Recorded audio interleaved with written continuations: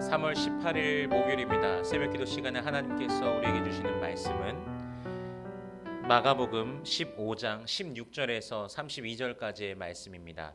제가 봉독하겠습니다. 군인들이 예수를 끌고 브라이도리온이라는 뜰 안으로 들어가서 온 군대를 모으고 예수에게 자색 옷을 입히고 가시관을 엮어 씌우고 경례하여 이르되 유대인의 왕이여 평안할지어다 하고 갈대로 그의 머리를 치며 침을 뱉으며 꿇어 절하더라. 희롱을 다한 후 자색 옷을 벗기고 도로 그의 옷을 입히고 십자가에 못 박으려고 끌고 나가니라. 마침 알렉산더와 루포의 아버지인 구레네 사람 시몬이 시골로부터 와서 지나가는데 그들이 그를 억지로 같이 가게 하여 예수의 십자가를 지우고 예수를 끌고 골고다라 하는 곳, 번역하면 해골의 곳에 이르러 모략을 탄 포도주를 주었으나 예수께서 받지 아니하시니라. 십자가에 못 박고 그 옷을 나눌새 누가 어느 것을 가질까 하여 제비를 뽑더라. 때가 제3시가 되어 십자가에 못 박으니라.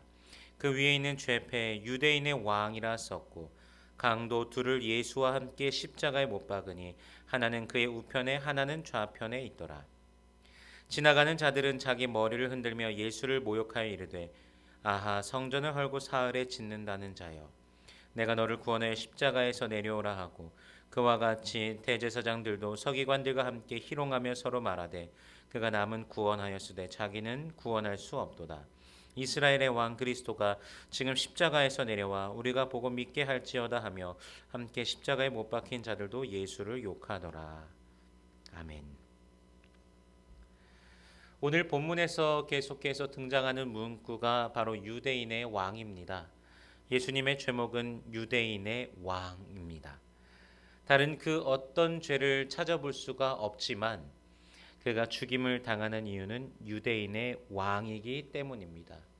군인들이 그를 치고 그가 십자가를 지시고 못 박히고 못 박힌 상태에서도 구경하는 자들에 의하여 조롱과 멸시를 당하시는 그 모든 이유는 바로 유대인의 왕이시기 때문입니다. 메시아를 그들은 십자가에 못 박고서 그렇게 조롱하고 있는 것입니다. 하나님의 섭리와 계획 속에서는 그가 모든 멸시와 조롱을 당하실 것이 이미 예고되어 있었으며 그가 우리의 죄를 대신하여 죽으실 것이 예고되어 있었고 당당하게 유대인의 왕으로서 그는 칭송이 아닌 멸시를 받으면서 십자가의 길을 가신 것입니다. 군인들이 예수를 십자가에 못 박으려 끌고 가기 전에 자색 옷을 입히고 가시관을 엮어서 씌웁니다. 당시 자색 염료는 주로 조개나 연체동물이나 곤충이나 식물 등으로부터 이걸 채취를 하였었는데 채취가 까다로워서 굉장히 비싼 값에 유통되던 것입니다. 그래서 왕과 왕족과 같은 특별한 계층만이 입을 수 있는 그런 색깔이었습니다. 왕이라는 그 조롱 섞인 대접을 하면서 머리를 치며 침을 뱉고 절하는 그 모든 모욕의 행위 또한 이사야 50장 6절에 나를 때리는 자들에게 내 등을 맡기며 나의 수염을 뽑는 자들에게 나의 뺨을 맡기며 모욕과 침뱉음을 당하여도 내 얼굴을 가리지 아니하였느니라의 말씀이 성취되고 있는 것입니다. 그 모든 모욕에도 예수님께서는 아무런 항거도 하지 아니하시고 그 모든 수모를 감당하십니다. 십자가형을 선고받은 자들은 십자가를 스스로 지고서 형장으로 가야 됩니다. 그런데 갑자기 구레네 사람 시몬이 등장하게 됩니다.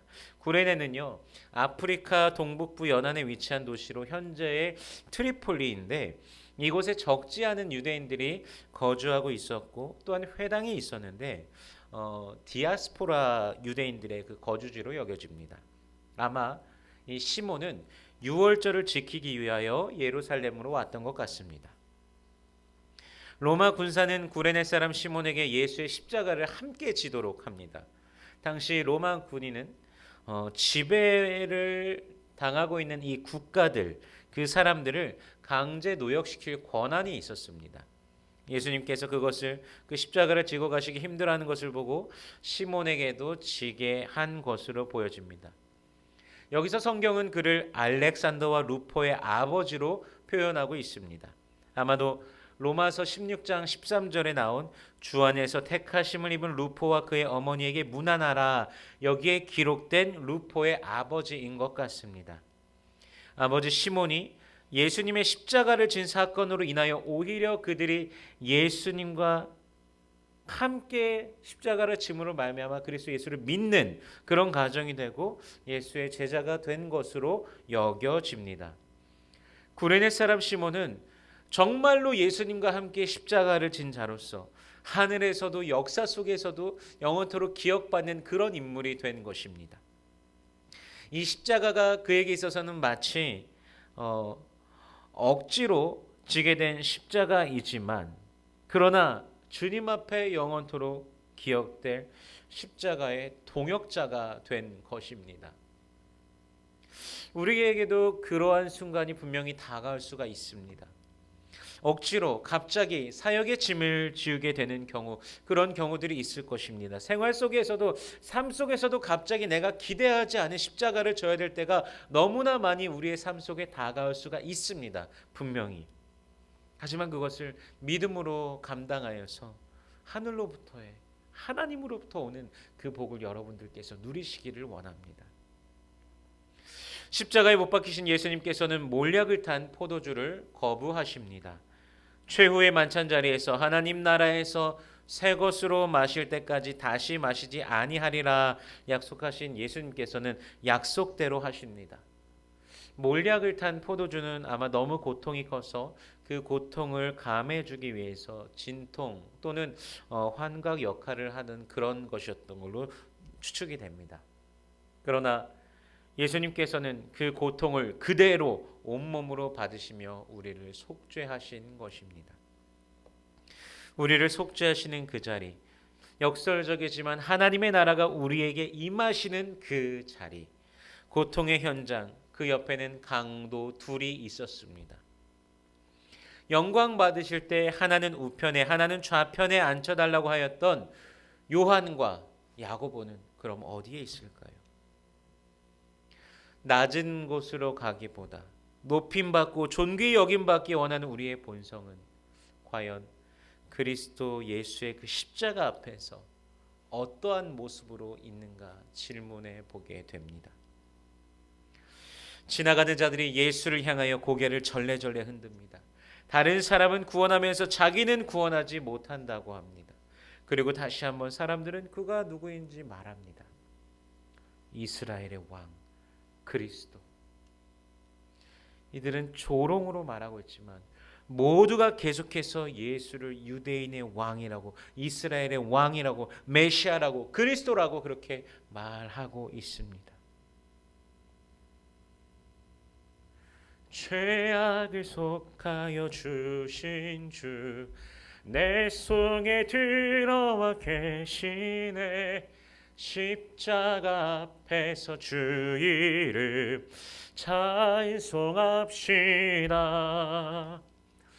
성도 여러분, 주님의 십자가 앞에서 우리를 속죄하시는 그리스도 앞에서 감사합니다 고백하시며 주님께 경배하며 주님을 찬양하며 나아가겠습니까? 아니면 우리 삶 속에 있는 또 다시 주님을 거부하길 원하는 그 본성으로 나아가서 주님을 조롱하는 자로서 서기를 원하십니까? 그리스도 예수의 십자가 앞에서 나에게 예수님이 누구이신지, 어떤 분이신지, 그리고 나는 예수님께 어떤 자인지 그 정체성을 찾는 우리가 되기를 원합니다. 더 이상 주님을 배반하지 않는 믿음의 사람으로 오늘을 살아가길 갈망하는 여러분을 축복합니다. 주님 안에 그 십자가를 온전히 바라보면서 주와 함께하는 그런 복된 하루 되시기를 주님의 이름으로 축원합니다.